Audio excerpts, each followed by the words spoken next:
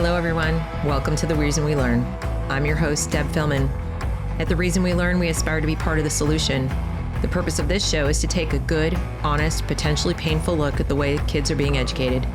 We know we can do better, and this is where we'll talk about how. Let's learn something.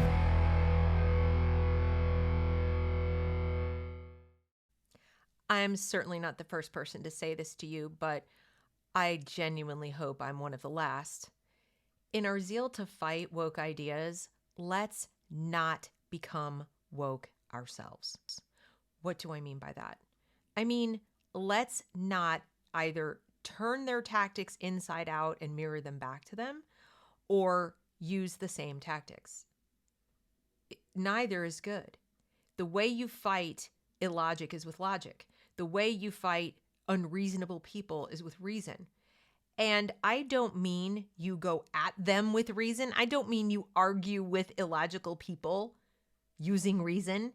You go around them, you go over them, you go under them, etc. But you do it with reason and logic. That way you identify the people who think as you do or are capable of thinking as you do and who are capable of understanding they should adopt better ideas than the woke ideas. Certainly not suggesting you go at them with logic and reason. Ideally, you don't go at them at all. Ideally, when you're dealing with someone who's irrational, you ignore them. I say ideally because it's not always possible in today's day and age. With social media and the way we interact with each other being electronic and the way things live on the internet forever, you can't just block someone. You can try. But if they are hell-bent on following you around, monitoring your every move, commenting on your every comment, you may not be able to completely ignore them, especially if they ratchet up their behavior to be beyond just stalking you and commenting on things or being mildly irritating, but they go out of their way to target you for harassment, bullying, lying, and straight up defamatory statements that threaten to compromise your relationships with your family, your place of business, and your colleagues. So you almost have to say something. It's the same thing that people on the left do. This is what they do, is they don't just harass you once and then leave you alone. It's relentless. This cancel culture is relentless. It comes after people. And that is why people end up losing jobs, being, kicked off social media, etc., because of the relentlessness and the organization behind it. Even when it's only one person doing it, they can be relentless. And when somebody invites themselves into your space, even when you try to make it clear to them they're not welcome there, you block, you explicitly tell them, leave me alone, etc., and they find ways around that. They create dummy accounts, they create aliases, they create allies who then go and do their dirty work for them and bring back screenshots, whatever they do. If the purpose of gathering that information is to harass you, to target you, to mock you, to demean and defame you, that is bullying. And no one, for any reason or in support of any principle, should be forced to tolerate that. Nobody should. So whether it's somebody on the left doing it, somebody on the right, somebody in between, it doesn't matter. It is a form of aggression. That kind of bullying is a form of aggression. When somebody invites themselves into a space where they're not welcome, they're asked to leave and they don't go, they're harassing, and that is aggression. It is a violation of the non-aggression principle, even if it's just words. Even if it's just words. It is not a way to move discourse forward. It is not a way to reclaim the Enlightenment. It is not a way to fight the woke.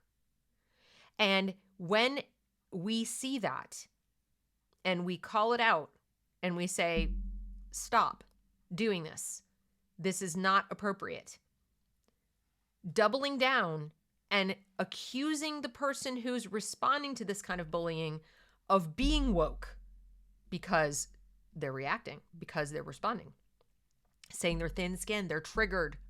You're triggered. You're just like the leftist whining and crying in the street about their pronouns, is absolutely no better, arguably worse than the leftist whining and screaming about their pronouns.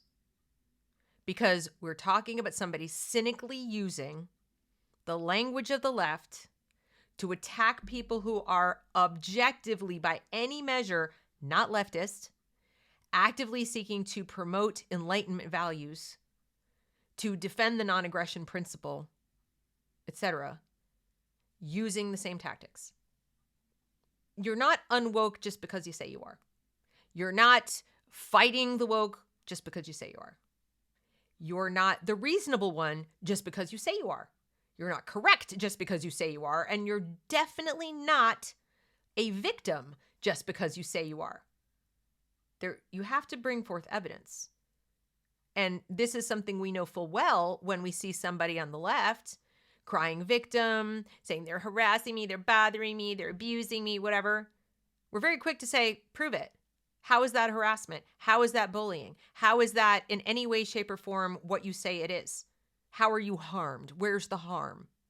Right? But strangely, all that someone has to do is say, I'm unwoke and I'm calling out the woke, and they get a pass for doing the identical things. For saying, I'm a victim, woe is me. They're attacking me. They're trying to cancel me. They're hurting me. And especially when that person is also mirroring the behavior of the woke in terms of following people around, surveilling their comments behind blocks, accusing them of being triggered and thin-skinned, documenting their every move, taking screenshots and then misrepresenting their opinions, claiming things about the people's personal lives that are not grounded in any kind of reality in order to defame them and cast doubt on their character so they lose trust of other people. These are exactly the things that the left does. You can't put lipstick on that pig. These are behaviors of bullies.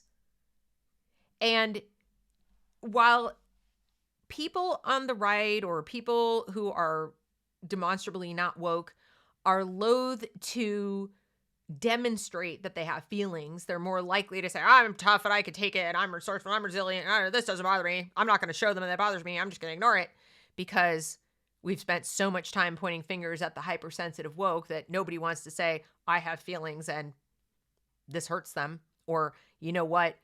That's really actually objectively offensive what this person's doing. And I don't mean offensive like, oh, pearl clutching, I'm sad. I mean offensive in that it's factually incorrect. It is defamatory. It is slanderous. It is aggressively nasty, whatever. It doesn't move the ball forward. It's not helping our discourse, or it's just so flagrantly wrong, it's damaging. Now we're sort of told we're supposed to ignore that behavior. Don't ignore it when it's from the left. Stand up to it when it's from the left. Tell them to, sit down and shut up and, we get to speak too when they're on the left. But if somebody who's quote unquote unwoke comes at you and says, you're just a crybaby, snowflake, thin-skinned, triggered person who can't handle disagreement, blah, blah, blah, blah, blah, we don't demand the same level of proof. We don't look at them and say, where are you coming from with this? Where are you getting that? Why do you say that? Prove it. Receipts or it didn't happen. Why? That's tribalism. That's tribalism. It is no better to say that I side with that person because they don't like thin-skinned people than it is to say, well, I side with that person because they only like thin-skinned people. It's the same damn thing. The word trigger has a meaning, and it means a psychological reaction, strong negative emotions to some form of stimuli, usually that reminds you of some kind of trauma from the past. That's how it's used in psychology. People on the spectrum get triggered by sensory overstimulation, okay? People who've been to battle get triggered by loud noises. People who've been raped get triggered by too much closeness. People who have anorexia get triggered by people talking about their weight. I mean, these are psychological triggers. They're pretty well documented, and you wouldn't mock people for having them.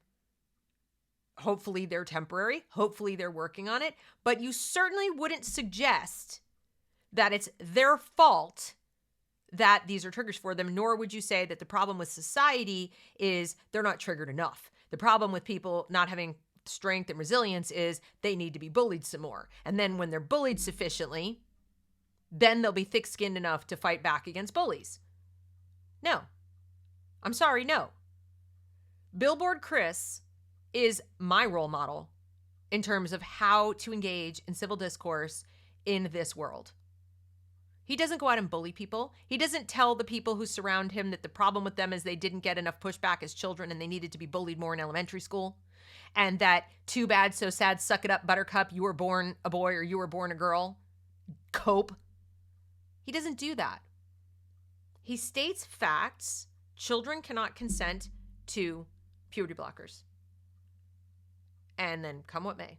If that bothers them, he tries to engage them in conversation. But he's not saying, you're this. Suck it up. Deal with it, or else that's your problem. He doesn't go out of his way to hurt their feelings. He doesn't go out of his way to call them names, to make derogatory or defamatory statements, even to accuse them of ill will. Doesn't do that. States his facts, states his position, tries to engage them in civil discourse, and it's working. It is working. I categorically reject two things. The use of the word trigger as a weapon to silence people. Either way. You're triggering me or haha, you're triggered. It's a weapon either way. Not every emotional reaction is unfounded. Not every emotional reaction is irrational. Sometimes emotional reactions are perfectly reasonable. Having a negative emotional reaction to hearing about children being mutilated is reasonable. Guess what? It's even reasonable to have an emotional reaction to having someone say, who's supposedly fighting for the same thing you are, parents who don't allow their children to watch R-rated movies are oppressive, prudes, etc., fill in the blank. All bad things. Bad parents. It is okay to have, as a parent, a negative reaction to that. It is understandable. It is also understandable to open your mouth and challenge that statement. It's a gross generalization, not grounded in reason. It is ad hominem, and it deserves a response, if for no other reason than it is false. And if you want to advance truth and reality in this world, you speak truth every chance you get. And you especially speak truth in the face of lies. So if you respond with, that's not true, parents choose for their own children when it's appropriate for them to see R-rated material, and it is for them and only them to decide, and you absolutely cannot make a blanket judgment about all parents like that. That is not being thin-skinned. That is not being a prude. That is not being a bigot. That is not being any of the things either side might call that person. That is speaking the truth. That is stating facts like Billboard Chris does. It's not evidence of being triggered. Motivated, perhaps? Prompted, maybe? But prompted by what? That's the key. That's the difference. Prompted by misrepresentation of reality. And the appropriate response when you are fighting the woke is always to respond to untruth with truth. Objective fact. It is wrong, factually incorrect, and morally reprehensible to say that what ails children or even young adults today is they weren't bullied enough in elementary school. That the key to resilience is having to suffer more emotional triggers, more negative emotional feelings at the hands of others. That's how you get resilient. No. Not true. It may be. It may not be. It may be what triggers you to commit suicide or develop an eating disorder. It may be what lays you so low you're depressed for the next 20 years. It's a matter of degree. It's a matter of when, where, who, why, and the neurological makeup of the person on the receiving end of the triggers, or whatever you want to call them. It is not helpful for anyone to try to suss out what someone's emotional weakness is and poke it. That is not loving. That is not kind.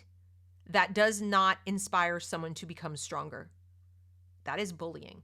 And to say that it is what's necessary to make that person a better person is justifying abuse. Anytime you insert yourself into someone else's emotions or attempt to, and then justify that behavior and self-aggrandize that you're the good guy, you are behaving not only no better than the left, but arguably worse, because you're consciously doing it. And I'm not 100% sure all of them are. Some, yes, but not that way. I cannot sit by and allow my voice to be silenced by accusations that my reaction to untruths is evidence that I'm thin-skinned and being triggered. It's not. Resilience derives from healthy attachment. Resilience can be enhanced by a certain degree of reasonable stress. Asking children to resolve their own differences is a step in the right direction if it's within their capabilities to resolve those differences. They have a dispute over sharing resources in school, or a toy, or a swing at the playground. Yeah, probably parents shouldn't step in every single time. Let them work it out. But a kid alone in a school against multiple bigger, stronger kids, ambushing them, singling them out, dragging them into the bathroom, beating them up, dunking their head in the toilet, dragging them into the woods, taking a dump on their chest and shoving some of it in their mouth, or any number of other egregious acts. Or if that's too much for you, how about just finding out what their phone number is and bombarding them with spam text, harassing them and telling them to kill themselves? What about taking a picture of them on the sly in the locker room in a state of undress and spreading that all over the internet and mocking their physical appearance relentlessly? Do they really need to go through that to be stronger? Is that the kind of bullying they should have to endure? Or should we maybe get some adults involved to stop that? And there's a wide range in between, and every individual child responds to things differently. And it really should be up to their parents and ideally a properly trained psychologist to work out what is and is not something that's too much for them to handle on their own. It is not for us on the outside to make blanket statements about children, about young adults, about whatever, that what's wrong with them is they didn't get this. We have no idea specifically what is wrong with each and every one of them. What we can say is what's wrong with the culture. And one of those things is that we tend to gross generalize. We lump people into groups. We get tribal about our beliefs. We don't think in first principles. We refuse to see the gray area in any issue. And we are more keen to label people who disagree with us than to understand why they disagree. We're not interested in the kinds of conversations that Chris is interested in. We're interested in winning. We're interested in dominating. We're interested in putting down the other side. That's why we're here. It's not that we didn't have enough bullying. It's that we let bullying run so rampant it changed form. It metastasized.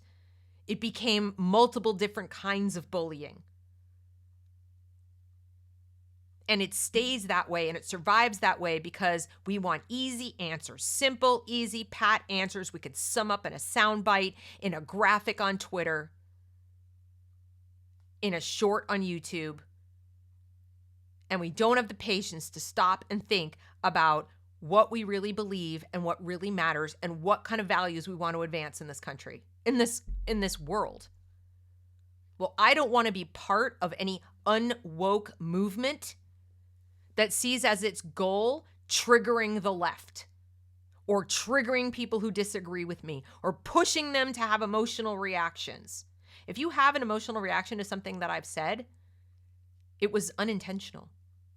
Intentions do matter. The only people who think they don't are, guess who? The woke.